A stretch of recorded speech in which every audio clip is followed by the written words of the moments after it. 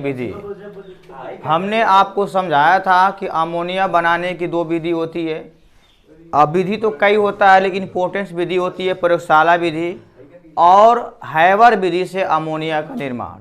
Ammonia बनाने की दो विधि होती है, एक होता है हैबर विधि और एक होता है प्रयोगशाला विधि। यहाँ पे पहले पढ़ेंगे अमोनिया बनाने की प्रयोगशाला विधि का समीकरण क्या होता है।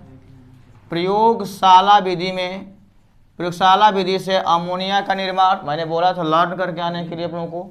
देखिए प्रयोगशाला में अमोनिया का निर्माण कैसे करते हैं, तो बताया गया आपको कि नवसादर NH4Cl नवसादर को, यहाँ पे नवसादर ले लीजिए आप, नवसादर को शुष्क कैल्शियम क्लोराइड शुष्क कैल्शियम हाइड्रोक्साइड ले लीजिए, यहाँ पे अब मारा हुआ इसको चूना बोलते हैं, के साथ ले करके जब गर्म करते हैं तो प्राप्त होता है CaCl2 + 2H2O + 2NH3 प्राप्त होता है। देखो भाऊ यहाँ पे मैंने बताया किसे पढ़ते, अमोनियम क्लोराइड को हम कहते हैं नवसादर। नवसादर को कैल्शियम हाइड्रोक्साइड यानी बोलते हैं इसको शुष्क चूना या मरा हुआ चूना, ठीक है। मरे हुए चूने के साथ जो है, या इसको कहते हैं जलीय चूना भी कह सकते हैं कि यह जलीय चूना है, मरा हुआ चूना है, कैल्शियम हाइड्रोक्साइड के साथ ले करके जब गर्म करते हैं तो CaCl2 बनता है, कैल्शियम क्लोराइड प्लस यहाँ प्राप्त क्या हो गया अमोनिया। देखिए यहाँ पे 2 नाइट्रोजन से यहाँ पे 2 नाइट्रोजन हो जाएगा, हाइड्रोजन काउंट करेंगे 2 दूना के 4 और 3 दूना के 6 10 हो जाएगा, यहाँ से 2 हो जाएगा और यहाँ 4 दूना के 8 10 हो जाएगा। Cl देखिए 2 है, Cl2 हो गया। अब कितना रेशियो में होता है लेकर के, यह अमोनिया जो होता है यह 2:1 के रेशियो में ले करके शुष्क या आसवन फ्लास्क में दोनों को गर्म करके यहाँ पे अमोनिया को अधोमुखी विस्थापन द्वारा गैस जार में एकत्र कर लेते हैं। मैंने प्रयोगशाला विधि में फिगर समझाया था, बस यहाँ समीकरण को समझाना था। दूसरा विधि आती है आपका यहाँ पे अमोनिया निर्माण की हैबर विधि।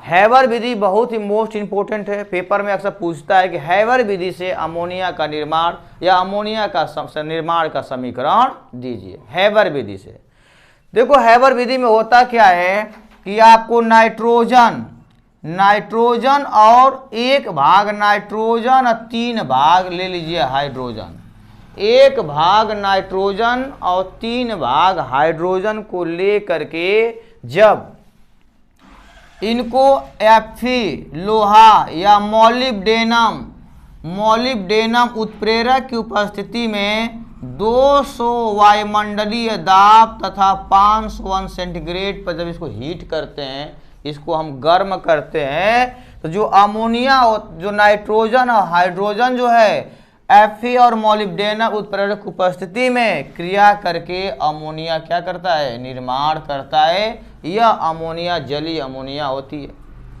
आपको मैंने फिगर में समझाया था कि नाइट्रोजन और हाइड्रोजन के एक कंप्रेसर पंप होता है, उसके अंदर पहले प्रवाहित करते हैं 200 वायुमंडलीय दाब पर।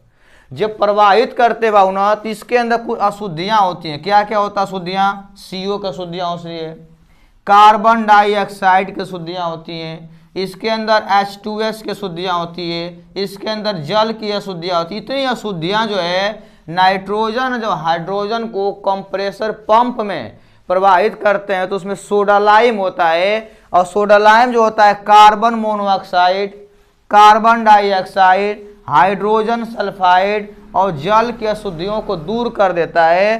पुनः जो है नाइट्रोजन हाइड्रोजन को, आपको एक कक्ष बनाया गया होगा, पुनः जो है नाइट्रोजन और हाइड्रोजन को, देखिए पुनः नाइट्रोजन और हाइड्रोजन को इस कक्ष में, ये तो बनाने की विधि हैबर विधि नहीं है, यह बनाने की विधि जो है प्रयोगशाला विधि है। तो यहाँ पे उत्प्रेरक कक्ष में इस पुनः जो है इसको प्रवाहित करते हैं, तो उसमें Fe और मोलिब्डेनम उत्प्रेरक काम करते हैं, जिसके फलस्वरूप नाइट्रोजन और हाइड्रोजन क्रिया करके अमोनिया का निर्माण करती है। यहाँ पे सबसे इम्पोर्टेंट है आपका फिगर। अगर फिगर सही बनाएंगे, फिगर समीकरण सही रहेगा, आपको पूरा नंबर मिलेगा। मेन इक्वेशन पर डिपेंड करता है, आपके रासायनिक समीकरण डिपेंड करता है कि आप कैसे लिखें उसको। ऐसा में यह जरूर लिखना चाहिए कि आप किसके उत्प्रेरक उपस्थिति में चल रहा है। तो यहाँ पे मोलिब्डेनम और लोहा की उपस्थिति में, आयरन की उपस्थिति में क्रिया होती है नाइट्रोजन और हाइड्रोजन की। आगे समय कर ली समीकरण को।